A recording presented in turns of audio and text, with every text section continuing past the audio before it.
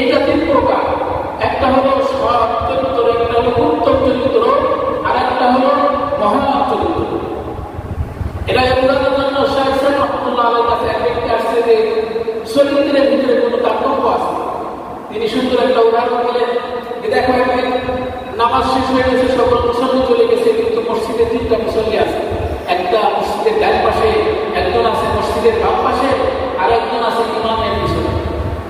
বাইরের থেকে এক ব্যক্তি এসে অন্যায়ভাবে মসজিদের এক পাশে যে বসা তাকেও একটা সওয়াল দিয়ে দিল, মসজিদের সুদা বসা তাকেও একটা আঘাত করলো, মসজিদের বাম পাশে তার উপরে একটা আঘাত। কিন্তু যে ডান পাশে বসা তাকে আঘাত করার পরে সেই লোকটাও সাথে সাথে প্রতিশোধমূলক একটা আঘাত করে তারপরে তাসবিহা তাকে চড় সে দিয়ে তারপরে থেকে আল্লাহু আকবার আল্লাহু জিকির করা শুরু করল। দ্বিতীয় চুক্তি তাকে আঘাত করছে, সে ক্ষমা করেছে, তাকে মারল। তো প্রথম যে মারল তার চরিত্র হলো সৎ চরিত্র, অর্থাৎ ন্যায় নীতিভাবে ইসলামের সাথে প্রতিশোধ দেওয়া প্রতিবাদ ইসলাম দেয়। তবে যদি কেউ ক্ষমা করে এটা হবে উত্তম চরিত্র। মাঝখানে যে ছিল সে ক্ষমা করে দেবে, এটা হলো উত্তম চরিত্র।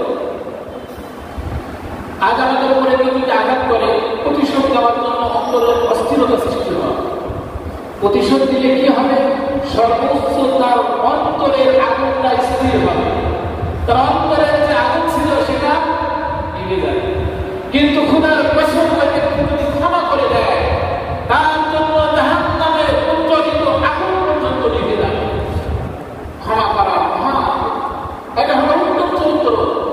আর পাশে যে ছিল বাম পাশে, সে তার হাত ধরে তাকে তো ক্ষমা করে দিয়েছে, আল্লাহর কাছে দোয়া করছে আল্লাহ তাকে হেদায়েত দিয়ে দাও, সঠিক বুঝ দিয়ে দাও। এটা হলো মহান চরিত্র। নবীদেরকে আল্লাহ তাআলা শুধু সৎ উত্তম চরিত্রকে পাঠাননি, মহান চরিত্র দিয়েছে। আমাদের নবী আল্লাহ তাআলা আমাদের নবীর সাথে বলেন, নূন আল কলামি ওয়া মা ইয়াসতুরুন, কলম এবং কলমে যা লিখেছে তার কসম, না আনতা বিনিআমাতি রাব্বিকা বিমাজনুন, আপনি পাগল নন। ফাইন্না লাকা লাআজরুন গায়রা মামনুন, আপনার জন্য আছে সীমাহীন পুরস্কার। ওয়া ইন্নাকা লাআলা খুলুকিন আযীম, আপনি হলেন মহান চরিত্রের অধিকারী। ইউসুফ পয়গম্বরকে তার ভাইরা কূপে নিক্ষেপ করল।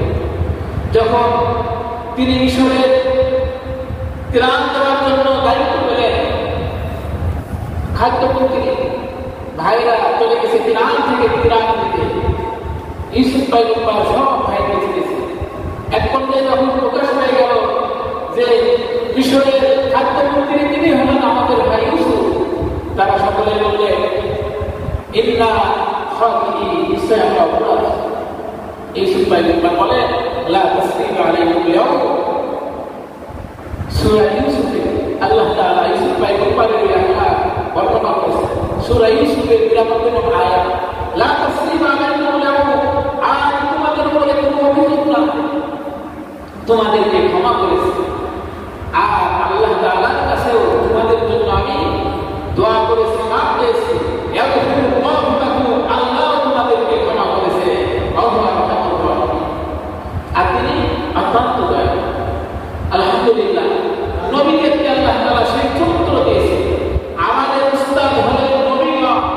নবীরা আমাদের চরিত্র শিক্ষা দিয়েছে। আল্লাহর কত বান্দা নবীর এই সকল চরিত্রকে গ্রহণ করে জান্নাতের মালিক হয়েছে।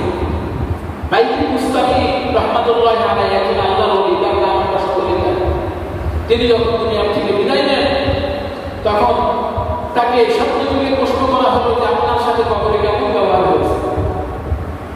তিনি উত্তরে বললেন, আল্লাহ আমাকে ডাকলেন, হে মুস্তাফি তুমি কি নেক আমল নিয়ে আসছো, কি নেক আমল নিয়ে আসছো। আল্লাহ তাকে ধরবে, বাসা করবে পথ। বিশ্বনবী বলে, ওয়াল্লাহি লা আদরি ওয়াল্লাহি লা আদরি ওয়া আনা রাসূলুল্লাহ মা ইয়াফআলু বি ওয়া মা বিকুম। আল্লাহর কসম আমি জানি না, আল্লাহর কসম আমি জানি না যে আমার সাথে কিয়ামতের দিন কি ব্যবহার করা হবে আর তোমাদের সাথে কি ব্যবহার। অথচ আমি রাসূল, আনা রাসূলুল্লাহ মুসাফির রাসূল, জানি না। বাইতুল মুস্তাফি বলে, আল্লাহ কোন নেক আমল, এমন কোন নেক আমল আনি নাই যার দ্বারা আপনি খুশি করে জান্নাতের মালিক হতে পারে। শুধু আপনার দয়া নিয়ে আসে, দয়ার আশা নিয়ে আসে। আল্লাহ তাআলা বলেন যে না, তোমার একটা আমল আমার খুব পছন্দ হয়েছে। বলে একদিন শীতকালে একটা বিড়াল শীতে অনেক কষ্ট করতেছে, ওই শীতের রাত্রে তুমি ঘরের বাইরে এসে ওই বিড়ালকে দেখে তুমি বিড়ালকে নিজের লেপের নিচে তাকে জানিয়েছে।